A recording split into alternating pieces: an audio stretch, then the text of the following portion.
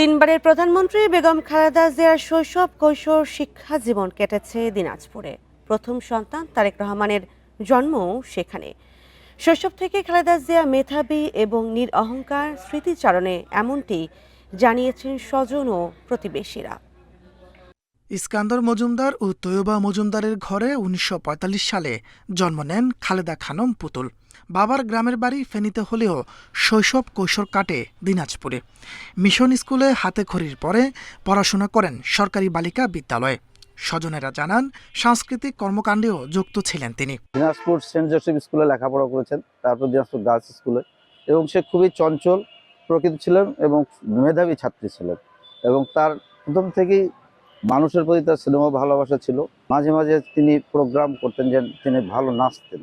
চুল পড়া অনেক কমে গেছে। থ্যাংক ইউ মা। চুলের ভিটামিন জুই মাল্টিভিটামিন কোকোনাট অয়েল।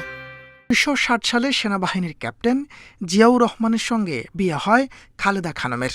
তৎকালীন পাহাড়পুরস্থ অমিয় ভিলায় বসবাস করেন তারা।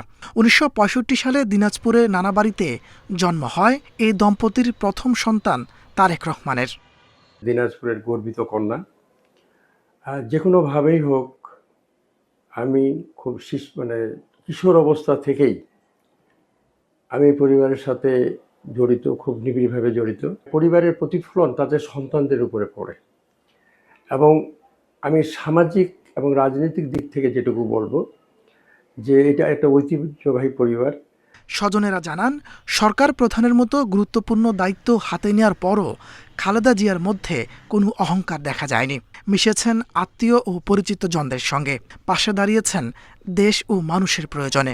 এই বাসায় সে ছোট থেকে আসেনি, বিয়ের পরে আসছে এবং সবসময় থাকছে, এবং এই প্রধানমন্ত্রী হওয়ার পরেও এসেছে।